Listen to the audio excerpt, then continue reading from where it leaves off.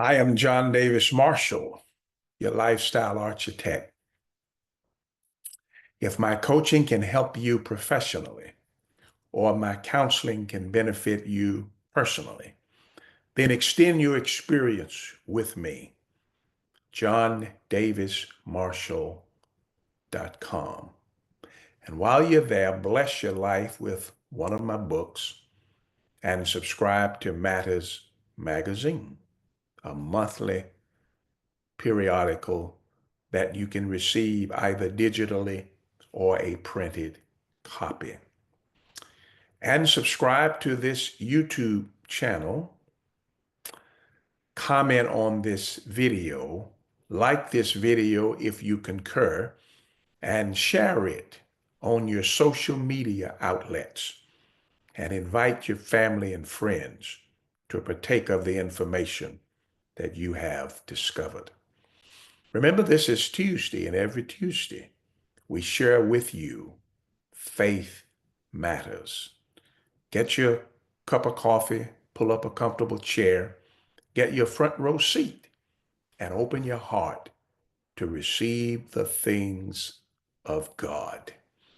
Hebrews chapter 12, verses 1 through 3 are the verses we have extracted divine principles from. And therein we are challenged to run the race with endurance. We are told that there is a great cloud of witnesses surrounding us that would consist of faithful saints who have departed this earthly life, and they are now in eternity. We are also told to lay aside every weight and encumbrance and every sin that hinders us. Now, there are some things that are wrong that hinders us, but there are some things that are right, but they will hinder us because they are not appropriate for the moment. So, everything that interferes with you running the race with endurance, you need to put it on hold and run this race. And then he tells us how to do that. Jesus is the author and the perfecter of our faith. He's the only one who ran the race perfectly. And now he looks back and tells us how to run the race. He is the author and the perfecter of our faith. And there in Hebrews 12 in verse 2, fixing our eyes on Jesus, the author and perfecter of faith, who for the joy set before him endured the cross, despising the shame, and has sat down at the right hand of the throne of God. Fixing our eyes, becoming asphyxiated with who Jesus is, with what he has done, but even more so in what he is willing to do with us, through us, and for us, if we will faithfully participate in his program. When we fix our eyes on Jesus, we maximize the pleasure of the product. We maximize. See, when we focus our eyes on our circumstances, we maximize the pain. But when we focus our eyes on Jesus, we maximize the pleasure of the product. We maximize the pleasure. Well, what is the product? The joy that is set before us. The joy that is set before us. We get a chance to run the race looking forward to the joy.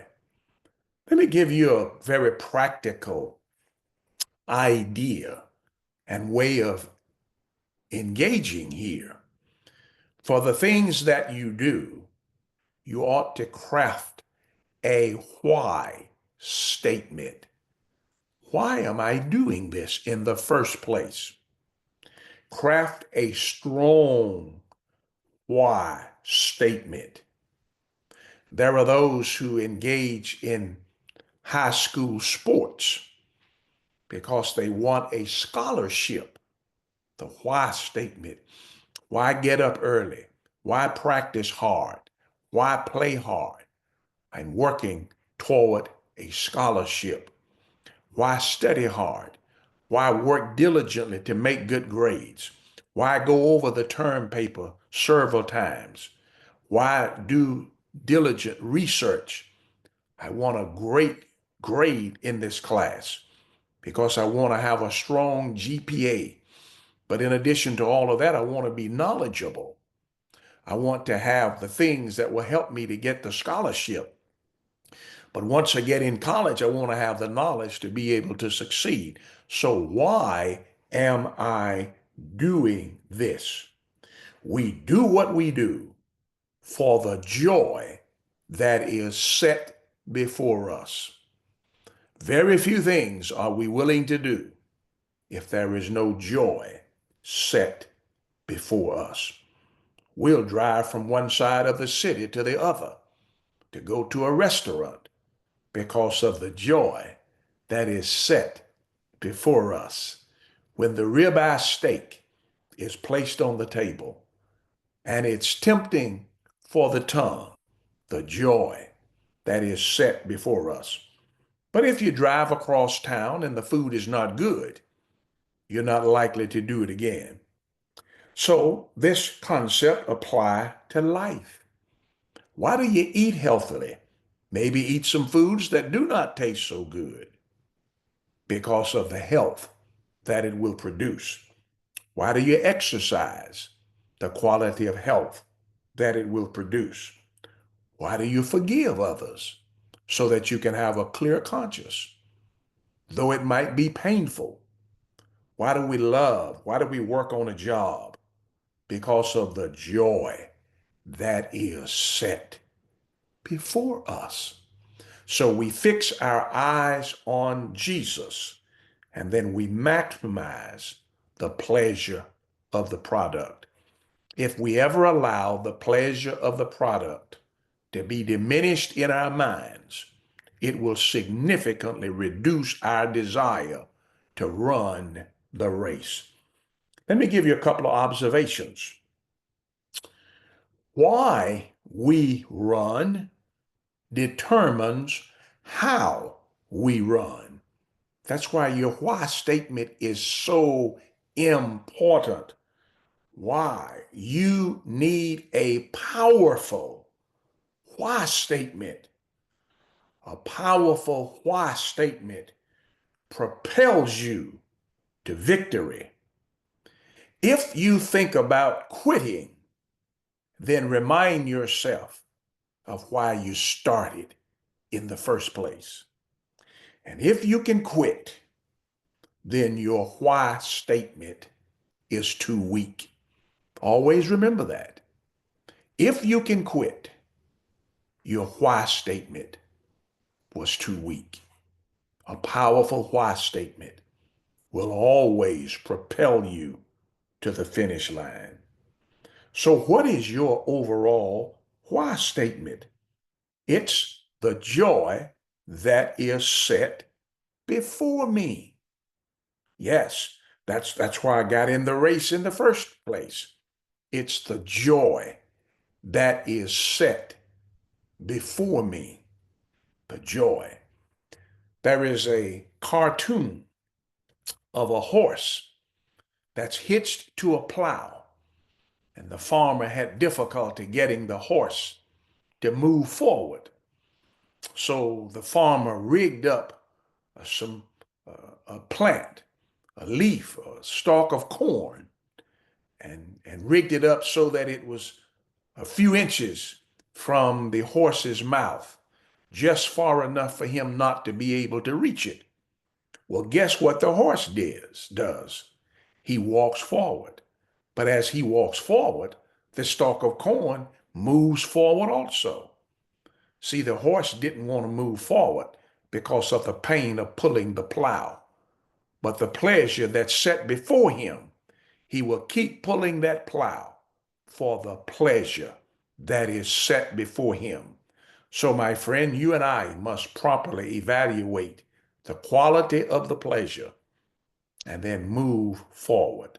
Whenever you quit, it's because your why statement was too small. So, what is the specific joy? So, why we run determines how we run, and how we run determines what we get. If we run God's race with faith, we have an eternal reward that is out of this world. Thanks for taking the journey with us today.